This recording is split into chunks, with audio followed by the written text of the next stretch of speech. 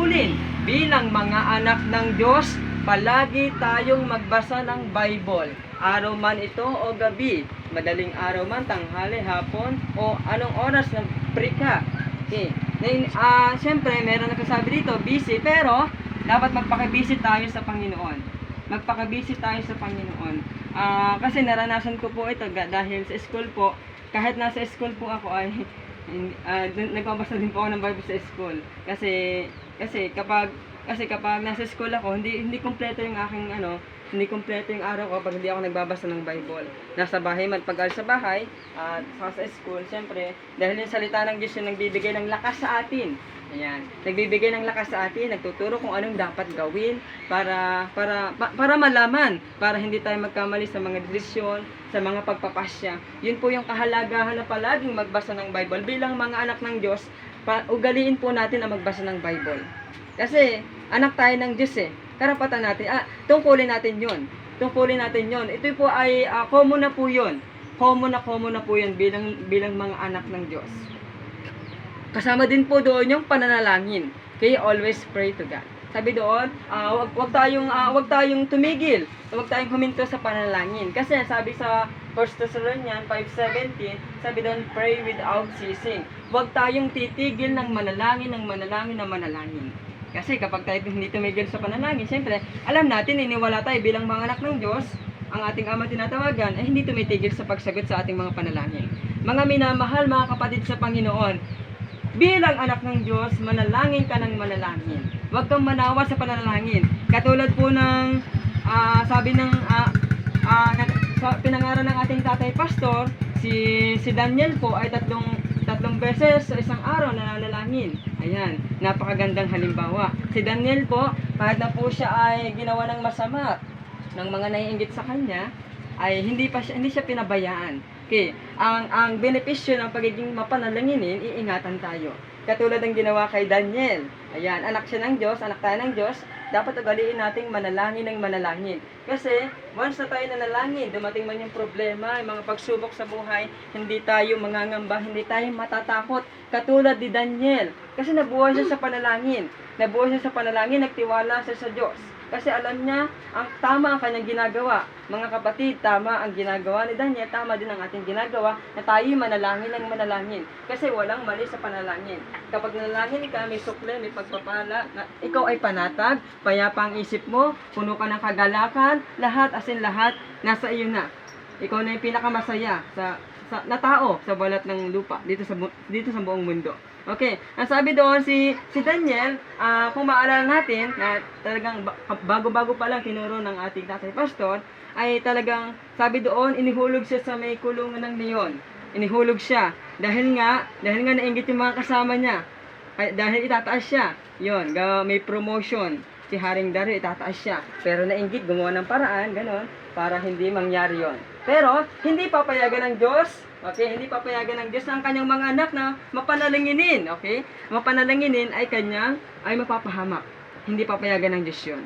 Ang lahat ng gawa ng dyablo ay hindi mangyayari sa buhay ng isang anak ng Diyos kung siya ay palaging nananalangin. Ang galit ba ay makakapasok sa iyo kapag ikaw ay nananalangin palagi? Hindi. Ang inis ba, ang tampo ba, ang selos ba? Ang lahat ng kasalanan, tukso ba ay mangyayari sa ating buhay? Hindi. Hindi siya makakapasok. Puno dapat natin gawin bilang mga anak po ng Panginoon Diyos.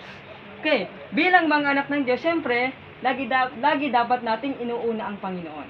Anak ka ng Diyos anak tayo ng Diyos, anak ako, anak ka, anak tayo, lahat ng sumampalataya at tumanggap sa Panginoong Hesus, bilang mga anak ng Diyos, dapat lagi nating inuuna ang Panginoon. Amen. Hallelujah. Mataas na pagpapahalaga ang Panginoong Diyos. Praise God. Yun, paglinggo, kapag may gawain, mga Bible studies, yun, naranasan ko na po yan dahil medyo nagalit-galit na yung mga kaklase ko. Ba't di ako ma-attend sa ganon? Kasi hindi ko pinagpapalit yung gawain ng Panginoon sa kanila. Kasi nga, yun ay mundong bagay lang. Pero hindi naman napapabayaan ng pag-aaral. Kahit na nagagalit sila. Magalit man sila, wag lang ang Diyos na magalit sa akin. Wag lang ang Diyos na magalit sa atin. Naranasan ko yun. Sabi doon, unahin lagi ang Panginoon. Kasi sabi nila naman sa salita ng Diyos sa Matthew 6:33, sabi doon, unahin mong mapabilang sa kaharian ng Diyos. Ayun, sabi doon, ibibigay niya ang lahat ng kailangan mo. Kailangan ko, kailangan natin. Mga anak ng Diyos, palagi nating unahin ang Panginoong Diyos. Lagi natin siyang unahin. Bilang anak ng Diyos, palagi dapat natin siyang inuuna.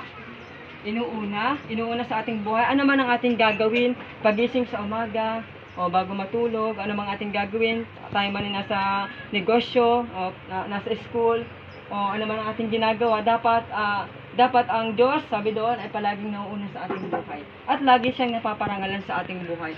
Mga anak ng Diyos, yun po yung dapat nating gawin. Nararapat nating gawin bilang mga anak ng Diyos. Hindi lamang tayo anak sa titulo o title na anak, kundi anak tayo dahil katulad tayo ng Panginoong Hesukristo. At tinutularan natin, ang ginagaya natin ay ang Panginoong Hesukristo. Kaya tayo anak, ang anak ay masunurin. Walang anak na masuwayin. Mga minamahal, mga kapatid sa Panginoon, gawin natin bilang anak ng Diyos yung nararapat, yung kagustuhan ng Panginoong Hesukristo.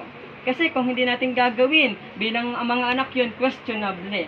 Questionable po sa anak ng Diyos, pero hindi nakikita ang Kristo. Hindi naman nagliliwanag, ganun pa rin ang ugali. Ano pa rin, Praise God! Hallelujah! Masama pa rin ang loob. Yung nabubuhay pa rin napupuyat sa cellphone, sa paano ganon, napupuyat sa kung ano ng mga bagay. Siyempre, gamitin natin ang ating buhay sa mga makabuluhang bagay. Gamitin natin yan. Kasi ang buhay natin ay hindi naman gaano kahaba. Kahit nga kabataan, nawawala agad. Okay? Hindi po natin alam kung kailan po darating ang Panginoong Hesus, kaya maging handa po tayo. Ang anak ng Diyos ay nakapokus ang paningin, ang puso sa Panginoon. Sabi nga doon, i-focus natin, ituon natin ang ating paningin sa Panginoon. Ituon natin ang ating paningin sa Kanya. Ang anak ng Diyos ay palaging, sabi doon, ang anak ng Diyos ay, siyempre, ikaw ay mapagpakumbaba. Yan. Ang anak ng Diyos ay papakumbaba, siyempre. Ang anak ng Diyos ay palaging submissive, gano'n. Submissive, laging nagpapasakop sa Panginoon. Ang anak ng Diyos ay laging ibinibigay yung buhay, pinagkakatiwala yung buhay para sa Panginoon. Hindi ginagamit ang buhay para sa pansariling kapakanan lamang, kundi ginagamit ang buhay para sa Panginoon. Hindi nagtitiwala sa sariling kakayahan, kundi nagtitiwala sa Panginoong Hesus. Ang sabi ng salita ng Diyos, trust in the Lord with all your heart and do not rely on your understanding. Yun po ang anak ng Diyos. Sa Diyos lamang po nagtitiwala. Sa Diyos lamang po nagtitiwala ang anak po ng Panginoon. Ang anak ng Diyos. Yun po ang itinuturo sa atin. Mga anak ng Diyos, napakarami. Napakarami po kasing itinuturo, ay inuutos. O maraming itinuturo sa atin ang Panginoon na dapat nating gawin, na dapat nating sundin para sa kanyang karangalan. Mga minamahal, dapat simula ngayon hanggang sa muling pagparito ng Panginoong Kristo, dapat tayo manatili sa Kanya. Gawin natin yung kalooban niya. Kasi nga, kung wala tayo sa Panginoong Kristo, hindi natin ginagawa yon, ay wala tayong mahihirapan tayo. Kasi, sabi ng salita ng Diyos, sabi doon, without God, you can do nothing. Without Christ, you can do nothing. Dahil nasa atin si Kristo, magagawa natin ang lahat ng bagay. Yung mabuti, yung kalooban ng Panginoong Kristo, magagawa natin yan. Hindi na tayo mahihirapan. Alam ko, naniniwala ako, nagagawa na po ito ng bawat isa. Ang gawin ang kalooban ng Panginoong Kristo, magbasa ng Bible, manalangin, i-apply ito, unahin ng Panginoong Kristo, mahalin siya, at marami pang iba. Magtiwala sa Kanya, yun po yung nararapat nating gawin bilang mga anak po ng Panginoong Diyos. Anak tayo ng Diyos Anak tayo ng Diyos. Ang anak ng Diyos, may problema man o pagsubok na dumarating, hindi natitigatig. Ibig sabihin, hindi nagkakaroon ng takot. Ayun, mga anak tayo ng Diyos Hindi dapat dumarating sa atin ang takot, yung pagsuko. Kasi may mga Kristiyano, meron po akong nakausap ng mga Kristiyano na sabi doon dati na silang born again, ganon. Dumating, kasi nagsisiran po ako, dati daw born again. Ayun, sabi ganon, ay dahil, sabi doon, ay lumipat daw siya ng ganon dahil dumating yung mga pagsubok, nagkaroon daw ng, may family problem, may nagkaroon problema daw sa ganon. Yung iba, sa school, ganon, marami silang mga sinasabi. Sabi doon ay, maring zero na talaga siya sa ating buhay. Wag natin payagan si Satanas, katulad na pinapaalala sa atin, tinuturo sa atin ng tatay pastor, nanay nene, kung sila man nangangaral, wag natin payagan si Satanas. Wag na natin siyang bigyan ng hawak sa atin yung hold. Kasi wala na yung stronghold, di ba? Tayo ay nagsisi na. Nagsisi na tayo sa ating mga kasalanan. Siyempre, wag na nating babalikan. Yung mga kasalanan, wag na nating babalikan. Wag na nating bigyan ng pagkakataon si Satanas sa ating buhay, sa ating isip, sa ating puso, sa ating pagkilos, sa pananalita. Wag nating bigyan ng pagkakataon si Satanas. Yun, katulad po ni Sister Ope, yan. Hallelujah. Talaga Praise God. napapagtagumpayan po. Yan. Napapagtagumpayan. Yun po yung tunay na anak po ng Panginoon. Talagang isinasabuhay. Isinasabuhay talaga yung pagiging anak ng Diyos. Yung talagang hindi na nagagalit. Talagang kahit kagalit-galit, talagang may mga kutsilyo lang nasa harapan ng asawa, Praise. pero talagang nandun yung tapang, kapayapaan, nandun Kutsilyo talagang ba kapayapaan naman? na nasa kanya, nagaling sa Panginoong Kristo. Ganun ang anak ng Diyos.